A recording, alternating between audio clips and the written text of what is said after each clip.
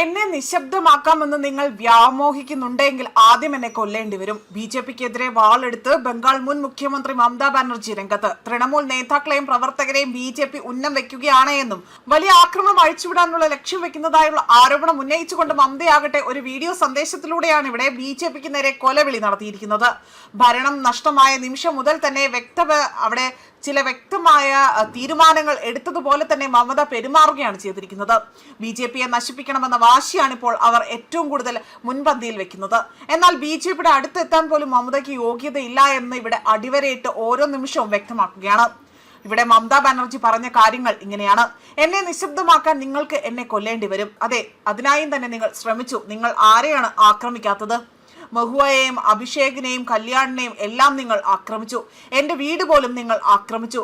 കസ്റ്റഡിയിൽ എടുത്തപ്പോൾ തന്നെ പല സഹപ്രവർത്തകരോടും പോലീസ് മോശമായാണ് പെരുമാറിയതെന്നും അവർ വ്യക്തമാക്കുകയാണ് ചെയ്തിരിക്കുന്നത്. പലരെയും അവിടെ പലരെയും നിലത്താണ് കിടത്തിയിരുന്നത്. ചിലരെയാകട്ടെ കയറിട്ട് വലിച്ചു, ചിലരുടെ തല മുണ്ടനം ചെയ്തു, ചിലരുടെ നേരെ ദുർഗന്ധമുള്ള വസ്തുക്കൾ എറിഞ്ഞു. അതെല്ലാം പറയാൻ പോലും വളരെയധികം ലജ്ജാകരമാണ് എന്നും ബംഗാളിന്റെ സംസ്കാരം ഇതല്ല. ഞങ്ങൾ 15 വർഷം അധികാരത്തിൽ ഉണ്ടായിരുന്നുവെന്നും പക്ഷേ ഇവിടെ പോലീസിനെ ഉപയോഗിച്ചുകൊണ്ട് ഇത്തരം പ്രവർത്തനങ്ങൾ നടത്താൻ ഒരിക്കലും പറഞ്ഞിട്ടില്ല എന്നതാണ് മമതാ ബാനർജി വ്യക്തമാക്കിയിരിക്കുന്നത്. മാത്രമല്ല, ബംഗാളിലെ സർക്കാർ സ്കൂളുകളിലെ മിഡ് ഡേ മീൽ സ്കീമിൽ മുട്ടയ്ക്ക് പകരം പച്ചക്കറി കൊണ്ടുവരുന്ന BJP സർക്കാരിന്റെ തീരുമാനത്തെയും മമതാ ബാനർജി ശക്തമായി തന്നെയാണ് ഇവിടെ വിമർശിച്ചിരിക്കുന്നത്. മാത്രമല്ല, സ്വന്തം പ്രവർത്തകരെ കടന്നാക്രമിച്ചുകൊണ്ട് മുൻ ബംഗാൾ മുഖ്യമന്ത്രി മമതാ ബാനർജി ആകട്ടെ ശക്തമായ രീതിയിലാണ് രംഗത്ത് വന്നത്.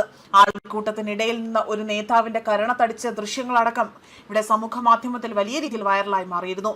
ഭരണം നഷ്ടപ്പെട്ട മമതയുടെ സമനില തെറ്റി ഭ്രാന്തിയെ പോലെ പെരുമാറുന്നതും കാണാൻ സാധിച്ചു.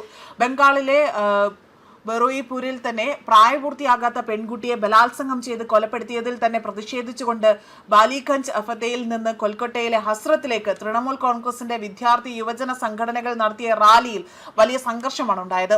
ഈ സമയം തന്നെ തൃണമൂൽ നേതാവും മുൻ മുഖ്യമന്ത്രിയുമായ മമതാ ബാനർജി ഒരാളെയും മറ്റു ചില പ്രവർത്തകരെയും അവിടെ തല്ലുന്നത് കാണുന്ന ചില വീഡിയോകൾ സോഷ്യൽ മീഡിയയിൽ വൈറലായി മാറുകയായിരുന്നു. എന്നാൽ ഈ സംഭവം ബഹളത്തിനിടയിൽ പോലും ജനക്കൂട്ടത്തെ നിയന്ത്രിക്കാൻ ശ്രമിക്കുന്നതിനിടയിലുമാണ് നടന്നതെന്നതാണ് ഇവിടെ ഒരു രീതിയിൽ ഇവിടെ അവതരിപ്പിക്കേണ്ടി വന്നിരിക്കുന്നത്. മാത്രമല്ല, തൃണമൂൽ നേതാക്കൾ ഇക്കാര്യങ്ങൾ അവകാശപ്പെട്ടുകൊണ്ട് രംഗത്ത് വരികയും ചെയ്തിട്ടുണ്ട്. പുതിയ സർക്കാരിനെ താഴെ ഇറക്കാൻ മമത തന്നെ സ്വന്തം പ്രവർത്തകർക്ക് നേരെ കരണത്തടിച്ചുകൊണ്ട് മറ്റൊരു വിവാദം ഉണ്ടാക്കാനുള്ള ശ്രമമാണ് ഇവിടെ ഉണ്ടായിരിക്കുന്നത് എന്നതാണ് ആക്ഷേപങ്ങൾ ഉയർന്നതും.